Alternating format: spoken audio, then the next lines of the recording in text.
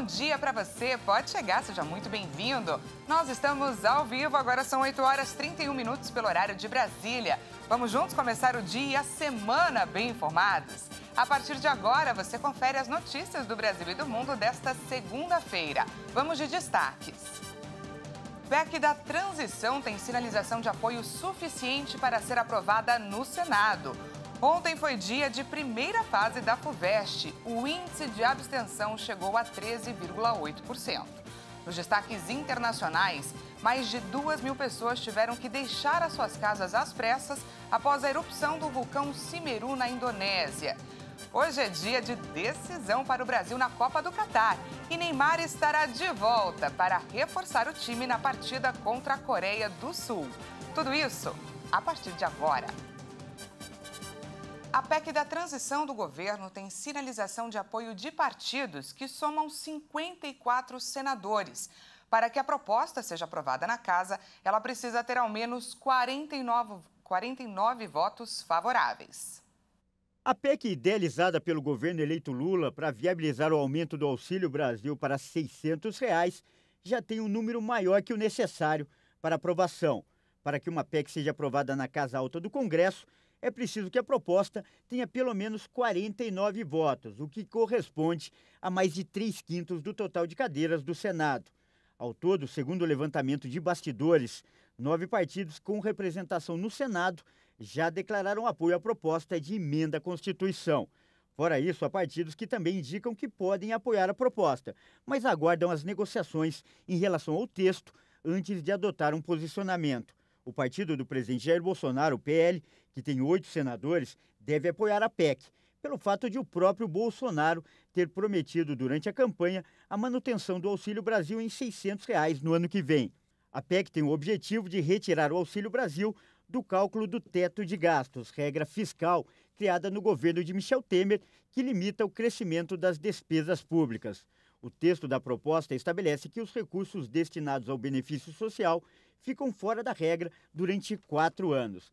A expectativa de que, nesta semana, a PEC seja analisada na Comissão de Constituição e Justiça e, em seguida, no plenário da Casa. A proposta precisa ser aprovada em 2 turnos, tanto no Senado quanto na Câmara dos Deputados. Na Câmara são necessários 308 votos para aprovar uma PEC. Os partidos que compõem o Conselho Político da equipe de transição somam 216 deputados. O governo eleito espera o apoio dos partidos da base de apoio do presidente Bolsonaro, que juntos têm 175 parlamentares. O governo eleito quer aumentar o número de ministérios. Luiz Inácio Lula da Silva avalia a proposta para ter até 13 ministros a mais que o governo do presidente Bolsonaro. O atual governo tem 23 ministérios ativos e o futuro pode vir a abrigar até 36 ministros. O novo desenho inclui todas as propostas entregues pelos grupos técnicos do Gabinete de Transição nos relatórios preliminares. Mas a decisão final vai ser do presidente eleito. Uma das mudanças mais defendidas pela cúpula da transição nessa reforma ministerial é o desmembramento do atual Ministério da Economia. O presidente eleito também pretende recriar as pastas da mulher, da igualdade racial e dos direitos humanos, atualmente lotadas na forma de secretarias nacionais no mesmo ministério. Já a junção, que precisa ser defendida e ainda divide opiniões dentro do novo governo, é entre a Justiça e a Segurança Pública. A Anvisa autorizou que os testes da vacina Butanvac avancem para uma próxima etapa. Nessa nova etapa, os pesquisadores planejam incluir mais de 4.000 participantes. Quem traz para a gente mais informações é a repórter Bruna de Jaimo. O imunizante está agora na fase 2 de testes para ser uma dose de reforço aí contra a Covid-19. Nessa fase serão incluídos 400 participantes com idade mínima de 18 anos. Depois da apresentação e da avaliação dos resultados, os testes seguem para a fase 3, onde mais 4.000 voluntários vão ser integrados. Nessas próximas etapas, os pesquisadores pretendem avaliar a imunogenicidade, que é a capacidade do imunizante de estimular a produção de anticorpos dentro do organismo. Para participar, os voluntários precisarão comprovar a imunização com as 4 primeiras doses de qualquer vacina contra a Covid-19. Com a utilização aí, a aplicação tendo acontecido entre 120 e 240 dias antes do início dos testes. A Butanvac é uma vacina recombinante de vírus inativado. Então, a fabricação utiliza um processo que tem um custo menor e é o mesmo utilizado na produção da vacina da gripe. Então, ainda não há previsão para a conclusão dos ensaios clínicos. Se no final de todas essas etapas tiver a comprovação de que os benefícios da vacina superam os riscos, a Butanvac pode ser registrada pela Anvisa e produzida pelo Butantan para utilização no mercado brasileiro. A quantidade de emplacamentos de veículos no Brasil registrou uma alta de 8,2% em novembro em relação ao mês anterior, totalizando 342.819 unidades. O levantamento é da FenaBrave. Os licenciamentos de carros comerciais leves, caminhões e ônibus novos no Brasil em novembro cresceram 17,98% na comparação anual, para 203.994 veículos. Na comparação com outubro, os emplacamentos aumentaram 12,78%. No ano, as vendas seguem em baixa, recuando 1,3% no acumulado até o final de novembro, a 1.887.000 unidades. Considerando somente o segmento de automóveis e comerciais leves, houve uma recuperação ao longo de 2022 e estão próximos da estabilidade em relação ao ano anterior. Na comparação com o mês anterior, a alta foi de 13,93%, comparando com novembro de 2021. Os emplacamentos de automóveis e comerciais leves eletrificados chegou a 4.995 em novembro, uma alta de 11,95% comparada com outubro. No ano, somam 43.701 unidades emplacadas, 43,5% a mais do que o mesmo período do ano passado. De cada 4 profissionais, um já foi demitido por conta da idade. De acordo com o levantamento, 24% dos trabalhadores perderam seus empregos por serem considerados velhos. A pesquisa realizada pelo Vagas.com, Coletivo e Talento Sênior, em agosto deste ano, contou com a participação de 252 profissionais de recursos humanos que utilizam as soluções do Vagas for Business Talento Sênior. O estudo perguntou ainda se a empresa na qual trabalha considera eliminar candidatos mais velhos por conta da idade no momento da contratação.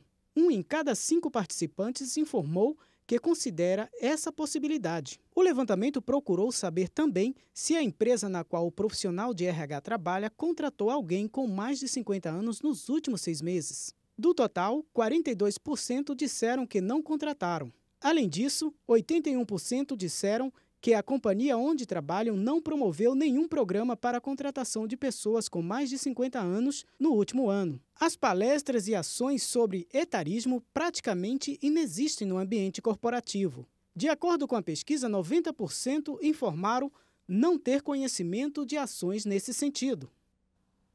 E olha só, aconteceu neste domingo a primeira fase do vestibular da FUVEST 2023. O índice de abstenção se manteve próximo ao do ano passado. Ao todo, 114 mil estudantes se inscreveram para a prova. Desse total, 13,8% não compareceram. No ano passado, essa taxa ficou em 13,7%. A grande diferença esse ano foi a diminuição dos locais de exame. O teste foi realizado em 87 endereços diferentes contra 119 em 2021. Nessa primeira fase, os vestibulandos tiveram 5 horas para responder 90 questões de conhecimentos gerais e múltipla escolha. O vestibular vai oferecer 11.147 vagas, com 8.230 delas pela FUVEST e 2.917 pelo Sistema do Exame Nacional do Ensino Médio, pelo Enem. A lista dos alunos convocados para a segunda fase vai sair no dia 16 de dezembro. E veja a seguir, mais de 2.000 pessoas tiveram que deixar as suas casas às pressas após a erupção do vulcão Semeru na Indonésia. E falamos também sobre a Copa do Catar. Hoje é dia de decisão para o Brasil. E Neymar estará de volta para reforçar o time na partida contra a Coreia do Sul. Nós voltamos já, não perca!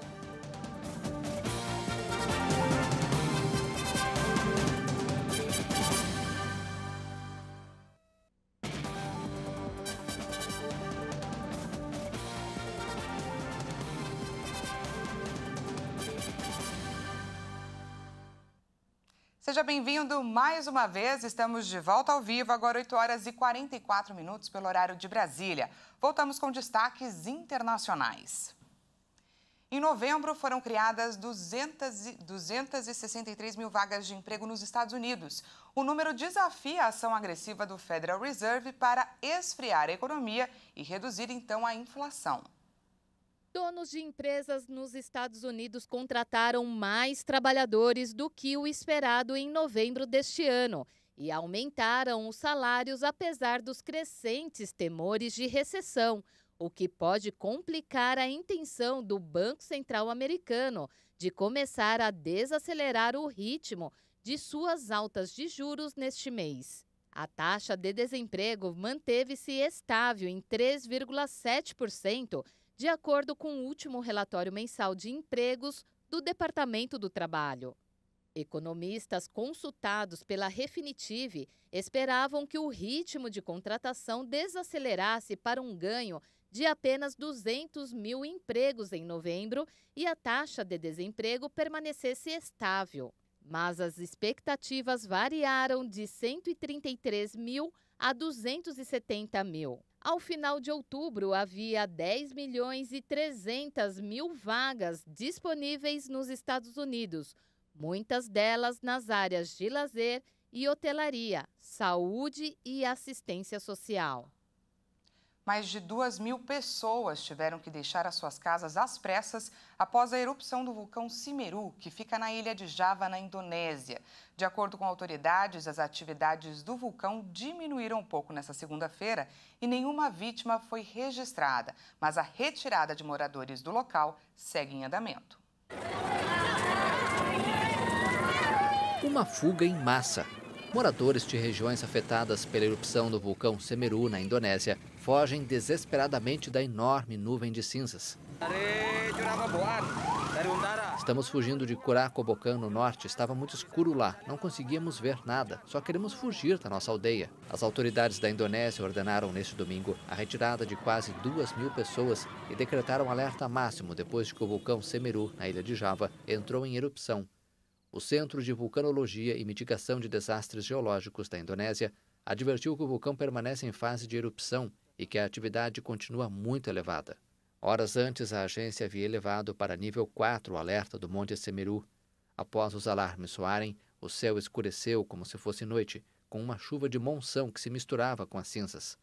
As autoridades relataram avalanches de fogo causada por blocos de lava que se desprendiam do cume durante a erupção. 2 pessoas morreram neste domingo no sul da Síria durante confrontos com policiais em uma manifestação.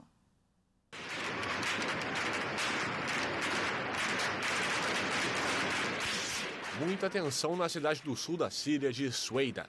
A ONG Observatório Sírio de Direitos Humanos e a imprensa local confirmaram neste domingo a morte de 2 pessoas em fortes confrontos na localidade. Centenas de pessoas foram às ruas da cidade para protestar contra a deterioração das condições de vida na região. Um manifestante e um policial morreram depois que as forças de segurança abriram fogo contra os participantes do protesto. De acordo com a ONG, um grupo invadiu o prédio do governo e as forças do regime sírio abriram fogo para dispersar as pessoas. Nos últimos dias, Damasco impôs várias medidas de austeridade, como o aumento do racionamento de eletricidade.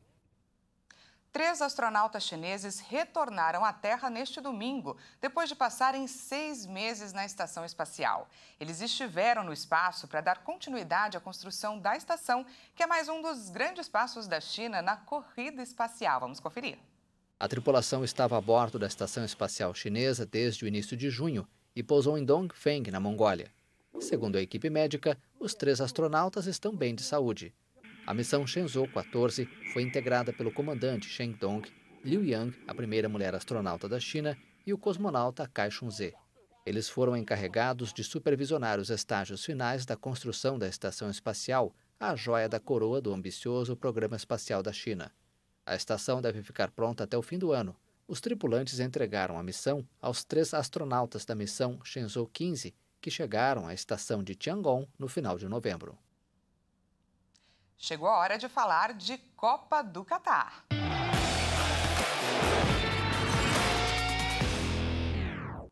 Este domingo foi decisivo para França e Inglaterra, que se classificaram para as quartas de final sem grandes dificuldades.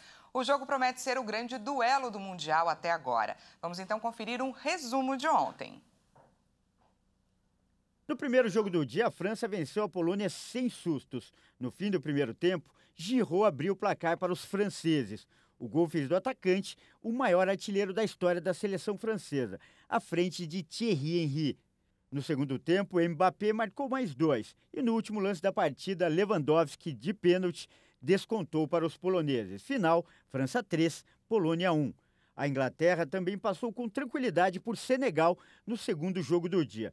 Jordan Henderson fez o primeiro gol para os ingleses e o artilheiro Harry Kane fez 2-0 ainda no primeiro tempo. No segundo tempo, Bukayo Saka completou o placar. Final, 3-0. França e Inglaterra se enfrentarão no sábado pelas quartas de final da Copa. E em meio à disputa da Copa, muitas manifestações de apoio ao Rei Pelé têm sido vistas no Catar. O mundo do futebol presta solidariedade ao rei, que está internado em um hospital de São Paulo. A família do ex-jogador veio a público para informar que ele não está em estado terminal, como chegou a ser noticiado na imprensa. E torcedores do Santos fazem uma vigília nos arredores do hospital. O estado de saúde de Pelé tem motivado uma corrente de orações pela recuperação do maior jogador da história do país. Neste domingo, um grupo de torcedores do Santos se reuniu em frente ao Hospital Albert Einstein, em São Paulo, para uma vigília pelo ídolo. Com a camisa do time, o principal da carreira do rei, Pelé conquistou 45 taças. É um momento de reflexão, de oração e de agradecimento por ter vivido todos esses anos e a alegria que o rei do futebol deu para mim e para todos os meus contemporâneos. Pelé está internado desde a última terça-feira para reavaliar um tratamento contra o câncer de cólon, que foi detectado em setembro do ano passado. Segundo o último boletim médico, o rei também trata uma infecção respiratória. A gente fica triste, né? De certa forma, mas a gente sabe, né, que ele já vem enfrentando problemas de saúde já há bastante tempo e tal, mas esperamos que, se ocorrer o pior, que seja sem dor, que seja sem sofrimento, que o legado dele já está feito, a história dele ninguém vai apagar.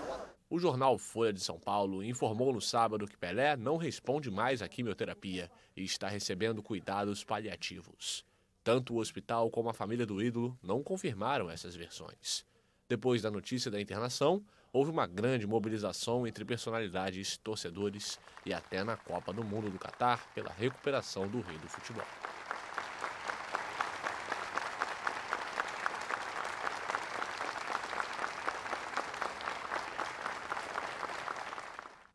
Que ele se recupere e logo, logo esteja de volta para casa. E hoje é dia de decisão para o Brasil na Copa do Catar. A seleção enfrenta a Coreia do Sul pelas oitavas de final do Mundial. E o grande reforço para essa partida é o atacante Neymar, que está de volta depois de 10 dias que ele precisou retirar para se recuperar de uma contusão. As imagens dos últimos treinos mostram o Neymar bastante confiante. Ele aparece participando das atividades e batendo na bola sem restrições com o pé direito, onde sofreu a contusão no tornozelo. O atacante realizou um treinamento de finalizações, inclusive batendo forte na bola, mostrando que está totalmente recuperado para o jogo.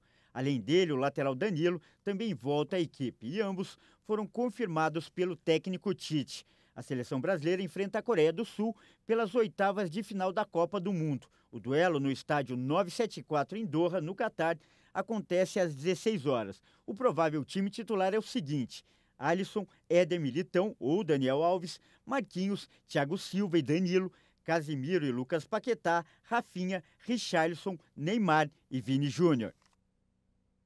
E vamos então dar uma olhada na agenda de jogos desta segunda-feira. Afinal, as duas partidas de hoje dão direito a vagas para as quartas de final. Ao meio-dia, o Japão enfrenta a Croácia. E no segundo jogo do dia, às 4 horas da tarde, Brasil e a Coreia do Sul disputam a classificação para a próxima fase. Os vencedores dos dois jogos vão então se enfrentar na sexta-feira e pelas quartas de final da Copa do Catar.